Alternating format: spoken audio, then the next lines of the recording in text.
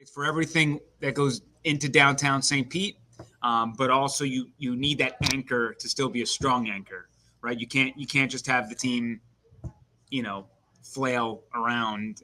You still need to be that, allow it to be that driver for people to come out to, and that means being a winner. So you are Locked On Rays, your daily Tampa Bay Rays podcast, part of the Locked On Podcast Network, your team every day.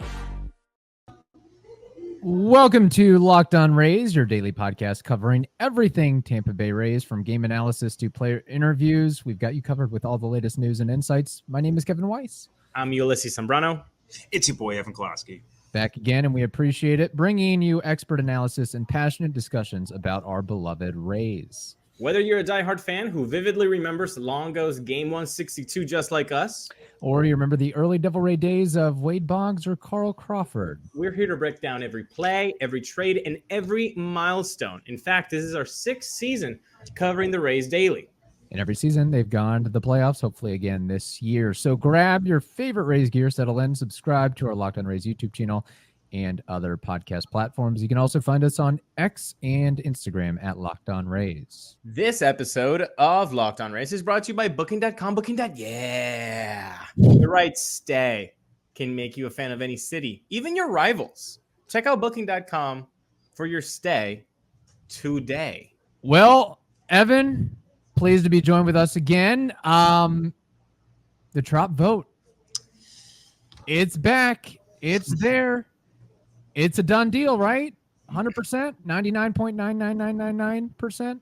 I mean, nothing's ever 100%, but I would be shocked. I would personally be shocked if the city council did not vote 5-3 in favor of the redevelopment plan of the historic gas plant district, which of course includes a new stadium. Not quite at the finish line after Thursday's vote, or today's vote, if it does go Tampa Bay's way, or I should say Tampa Bay Rays' way, the county then has to vote on July 30th. And once that vote is a yes, then it's 100%. But as we've all talked about for a while now, the biggest hurdle is this city council vote.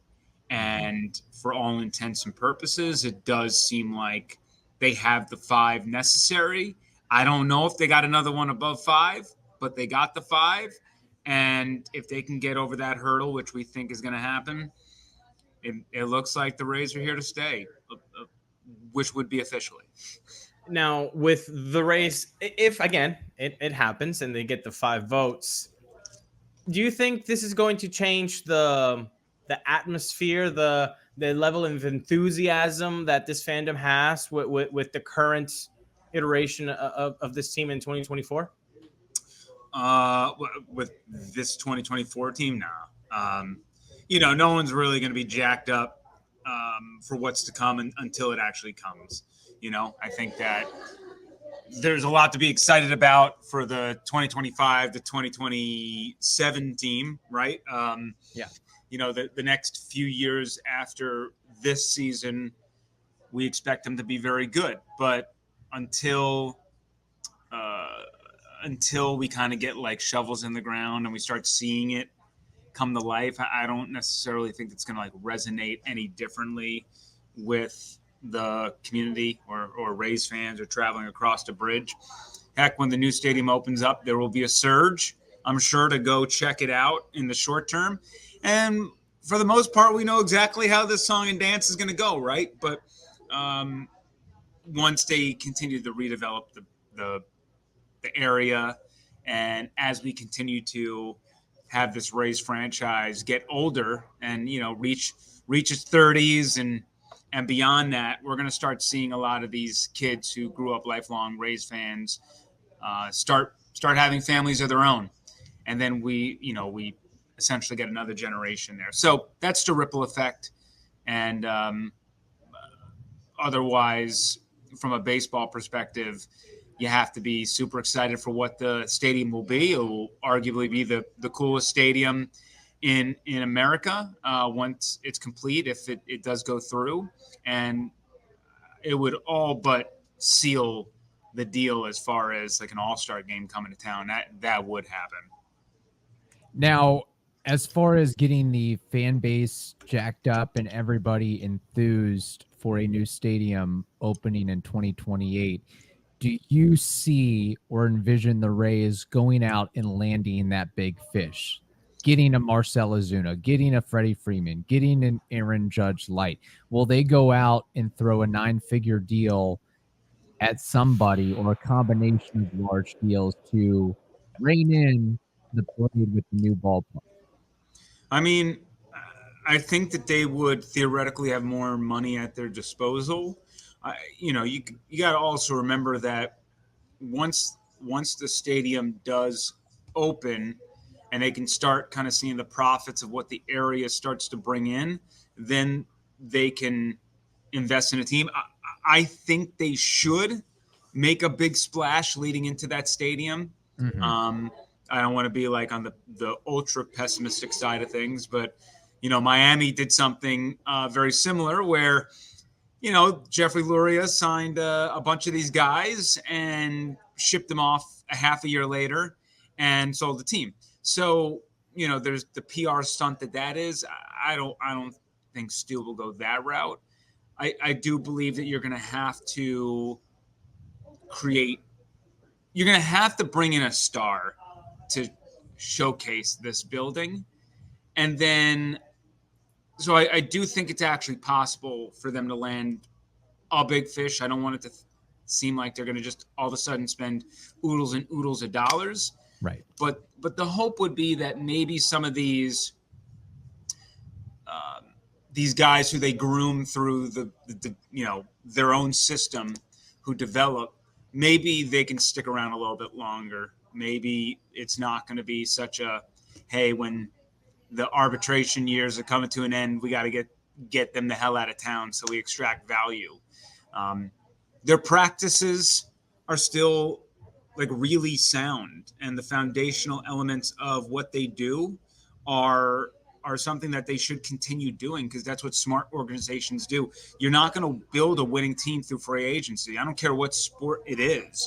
It's the number one lesson. Like, you don't necessarily win with free agents. You need to build your farm system up. You need to have your own talent come in, step up, and then you supplement that talent with a free agent here or there. So there might be some small operational differences, especially out of the gates, but I don't necessarily see a transformative change. It's just, you got to remember, Stu and company, assuming they still own the team, they're now not reliant on TV money and attendance to get money in their pockets. The area is going to produce money for them, and now they'll have another revenue stream, which should, I think, at least in some part, to whatever percentage, go back into the team, which is, the whole reason why we're keeping the Rays in town. Passion, drive, and patience. It is the formula for winning championships. It's also what keeps your ride or die alive. eBay Motors has everything you need to maintain your vehicle and level it up to peak performance. Superchargers, roof racks, exhaust kits, LED headlights, and more. Whether you're into speed, power, or style, eBay Motors has got you covered. And with over 122 million parts for your number one ride or die, you'll always find exactly what you're looking for. And with eBay Guaranteed Fit, your part is guaranteed to fit your ride every time, or your money is returned to you, because with eBay Motors, you're burning rubber and not cashola. So with all the parts you need at the prices you want, it is easy to make your car the MVP and bring home huge wins. Keep your ride or die alive at ebaymotors.com. Eligible items only. Exclusions apply. eBay Guaranteed Fit is only available to U.S. customers. I've told you many times about Game Time. You know what I like about Game Time. So many things, but let's name them anyway. First of all, they've got last-minute deals. You can save up to 60% of buying last minute for sports, concerts, comedy, theater, whatever you want. That's pretty cool. They've got zone deals, which you can save a bunch of money when you just choose a section and you let Game Time and the algorithm choose the seats. But best of all, you get the seat view. So you get a panoramic view from your seat in the app before you tap buy. That's pretty cool. So you can take the guesswork out of buying MLB tickets with Game Time. Download the Game Time app, create an account, and use code LOCKEDON for $20 off your first purchase. Terms apply. Again, create an account. Redeem code LOCKEDONMLB for $20 off. Download Game Time today. Last minute tickets, lowest price, guaranteed. It's for everything that goes into downtown St. Pete, but also you need that anchor to still be a strong anchor, right? You can't just have the team, flail around. You still need to allow it to be that driver for people to come out to, and that means being a winner. So that's part of the equation. Let's talk about the guys that coming up. Before that, though, I need you to get either on your phone or on your computer in front of you. I need you to look up the Rays 26-man roster for my question, Evan. But while you do that, I think the last time I remember a championship team being actually bought from free agents was the 2009 Yankees. That's how long it's been. I mean, remember that? They got CC Sabathia, AJ Burnett, Mark Teixeira. That's the last time I remember that actually working out. That's like maybe the 2024 Texas Rangers. Well, I was going to say the Rangers, but let's go into the Rangers a little bit. DeGrom did nothing. He got it hurt. Scherzer was a nothing burger as well. You had Simeon, you had Corey Seager, but you had Adolis Garcia, who you acquired. I mean, not homegrown, but right. You acquired essentially as a homegrown guy, similar to what like Randy Arozarena is. Didn't start with the Rays, but he pretty much started with the Rays. Yeah. Evan Carter, like he came out of nowhere. You had Nathan Eovaldi, Jordan Montgomery, Nathan Lowe. Yeah, I mean, these are not guys who were the big splashes. They were good, supplemental pieces. Jonah Heim. Really, I think it's the 09 Yankees guys. Like it's been that long. Like that's what I'm saying. I mean, the Rangers certainly built their team more than most with free agents, but even so, Simeon and Seager were really the two monster paydays, right? Because the other two guys you got who were huge economic drivers, they did nothing. So they did nothing. Yeah. So that's the thing is like if you go with the quantity theory and you're going to pour a bunch of money in, they were able to actually hit on some of the guys who didn't cost as much, as well as the guys, a couple of guys who came through big time. But now, shifting to the actual question, because I know that you already have the 26-man roster in front of you. Looking at it, let's think 2028. The stadium is built. It's beautiful. Oh my gosh, it's gorgeous. All Everybody loves it. Even Yankee fans are sick of it because they hate it with so much envy. Evan, looking at those 26 names in front of you, how many do you think and which ones do you think will be on that 2028 team? Strongest possibilities: Shane Baz, Taj Bradley, Ryan Pepio,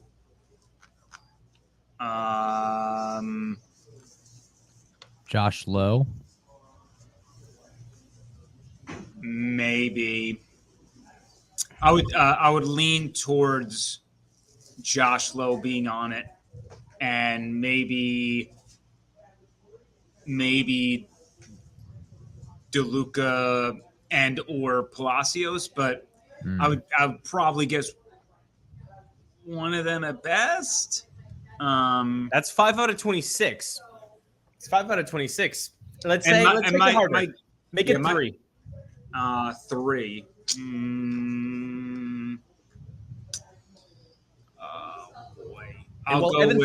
While Evan thinks, I want you guys on the YouTube comments to drop your 3 names. Make it difficult. Which ones are going to be on the 2028 roster that are currently on the 26-man roster? Because Evan's podium is.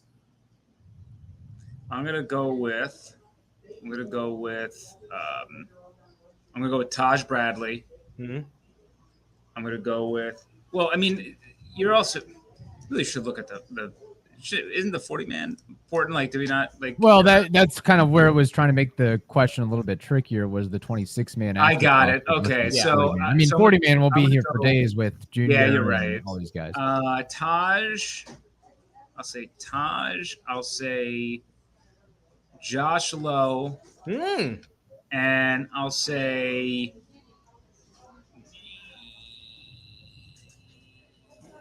Pepio. All right. There we go. Took a lot to pull that one out.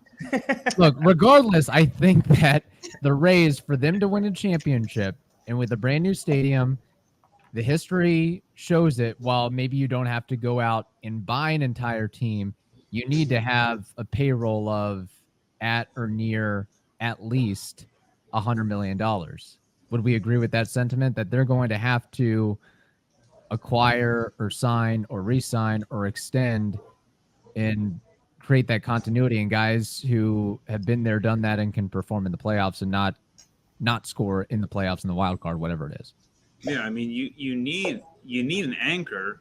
Like the thing is with the Rays right now is the platooning stuff works in a large sample size. Yep. And to a smaller degree, I believe in platooning a couple of positions. You don't have to have the same lineup each and every night. I think to a point that would actually maybe be a little foolish. But there's a reason why the Rays hit kind of a huge speed bump in the playoffs recently with their bats, and it's because their hitters are not that strong. Like they're just when it comes to elite pitching, it's really tough for these guys to thrive against elite pitching when they're so often platooned, and it seems like they're a little bit overmatched in those games outside of a couple of players. So it's just a little bit questionable of like in how to build a winner. Like you need an anchor, right? It's why they went out and they got Nelson Cruz in 21, who, it didn't work out, but it made a lot of sense. I still agree with that trade to this day, even though you lost Joe Ryan in the process. But yeah, the Guardians, they have Jose Ramirez as their anchor. The Mariners have Julio Rodriguez as their anchor. He's not having a great season, but at least those organizations who have rough hitting lineups, they have those guys, and like Stephen Kwan's having a career year, Josh Naylor's having a career year, no different than a couple of Rays maybe last year. But you need the problem is it always goes back to Wander was supposed to be that guy. Our anchor might be facing prison time. Yeah. He's on the restricted list. That's what we're at. And that's why I keep saying like it just there is no quick fix to that. There's just not. Can Junior Caminero be that guy? He could be, but to an extent, like Wander was like a 2-time top prospect, which I think it's like one or two other guys have earned that moniker. Like Bryce Harper was one, and maybe somebody else. It was like 6 people. It was like Bryce Harper, Buster Posey, Joe Mauer. I think maybe Joe Mauer. I think Andrew Jones. Like it was Mike just like Piazza, something like that. Like Hall of Famers. Not Piazza, but like but essentially the group is like all these guys rock. Yeah. It's like all these guys like essentially lived up to the billing. So Junior Caminero should come up and display an 80 grade power, right? Mm-hmm. But what is that going to be like, right? I mean, is he going to turn into like a Vladdy Guerrero Jr., where only a handful of years in the majors and like the power is starting to go a little bit down. Yeah. And then you start wondering, okay, if the power is on a decline, what ceiling do you have anymore? Because it's like, that was the traits. That was the skill. It's going to be like Chandler Simpson when he comes up. When you get a little bit slower, you're gone, buddy. It's, Jose Reyes, see you later. If you want to talk Rays, it happened to Desmond Jennings. Yeah. The knees were out, and that was it. Too many games on the turf. Yeah. Unfortunately. So, ultimately what it comes down to. So there are a lot of ways to build a winner, but you do need a star who can thrive against any pitching. And, Wander was a guy who, it doesn't matter who the hell is on the mound, he's going to scare the crap out of you. And, Right. there's just no offense to some of these hitters by, the Rays, but like Brandon Lau scares the crap out of a lot of pitchers, despite what fans think, but he's streaky. So it's not like a consistent thing for him. Not to mention, we see the ebbs and flows of his career in the postseason where it's been all lows, no pun intended. So I love Josh Lowe, but right now he's got one amazing season, and this year has been hell trying to get healthy, get timing right, and so on and so forth. So there's really no guarantee in this lineup outside of Yandy Diaz, who he ain't getting any younger. So he's back to being his one of the best hitters in baseball, if not the best hitters in baseball. Like, it sucks that the break came because he was just demolishing everything. But even he can't run. He's a pretty good fielder actually at first, but this is also a guy that's already been moved from third to first. Like, the next step is DH. Right. So he's losing versatility, and usually for the Rays, when you lose versatility, they don't like keeping you around much longer. Thankfully, he had that career year that happened last year that got him to the All-Star game, and then got his teammate into the home run derby, right, Kevin? That is true. We will get Evan's thoughts on the All-Star game and home run derby, but first, this episode of Locked On Race is brought to you by Booking.com. Yeah. Summer travel is heating up, and that means that you can go to any U.S. city to watch some baseball. Maybe you want to go to Pittsburgh. Maybe you want to copy Kevin, go to Boston or Philadelphia. Why not? You can do that. And Booking.com is the greatest place where you can get hotels, bed and breakfast, vacation rentals, everything, even in your baseball rival's city. They've got hotels that look over stadiums. That would be pretty cool. And you can do that during your summer travel. So the right stay can make you a fan of any U.S. city, even your rivals. Book today on Booking.com, on the site, or in the Booking.com app today. baseball season is moving right along, and you can make some cash over on PrizePicks, whether it's stolen bases, home runs, or hits. Take your pick of more or less and add them to your PrizePicks entry. With how well some of the Rays players are doing lately, you can turn $10 into $100 with just a few taps. Download the app today and use code LOCKEDONMLB, LOCKEDONMLB, for a first deposit match up to $100. PrizePicks is really simple to play. You can make your picks and submit your entry in under 60 seconds. Quick withdrawals, easy gameplay, and an enormous selection of players and stat types are what makes PrizePicks the #1 fantasy app. So get in on the action with PrizePicks. Download the app today and use code LOCKEDONMLB for a first deposit match up to $100. That's code LOCKEDONMLB for up to $100 match on your first deposit. Pick more, pick less. It is that easy. Just make the switch to Locked On Sports Today.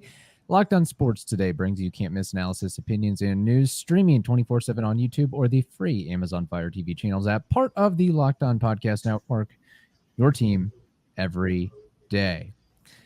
All right, Evan, All-Star Game, Home Run Derby, festivities this week. What is one thing that you enjoyed about the action and one thing you didn't care for about the action over the last couple of days? Something that stood out to you in a good way, something that stood out to you in a bad way. Something that stood out to me in a good way. I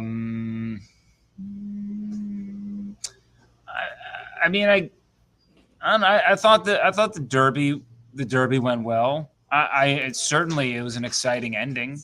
So I really enjoyed the Derby.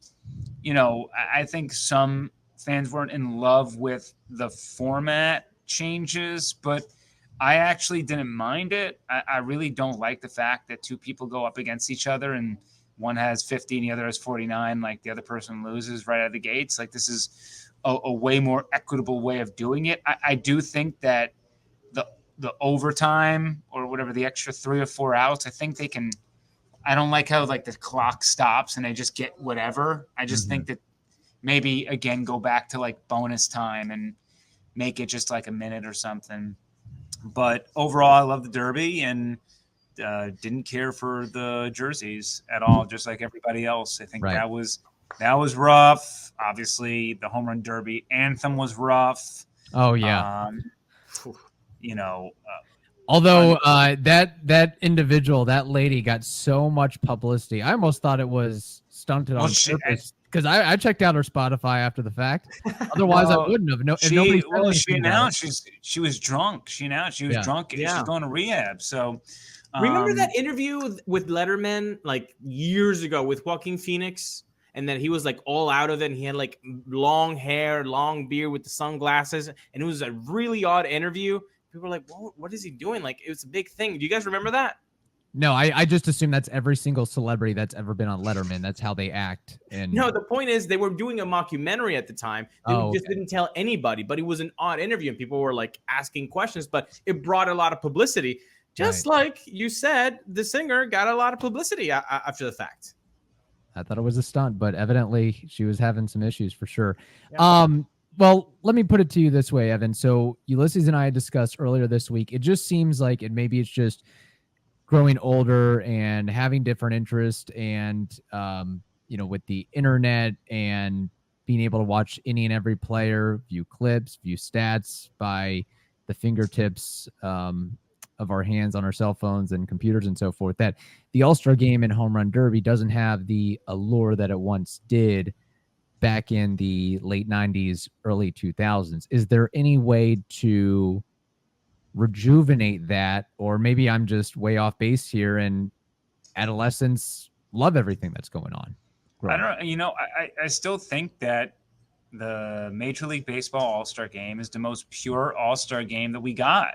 Yes. NHL is a 3-on-3 whatever fest. Right. The Pro Bowl is a joke.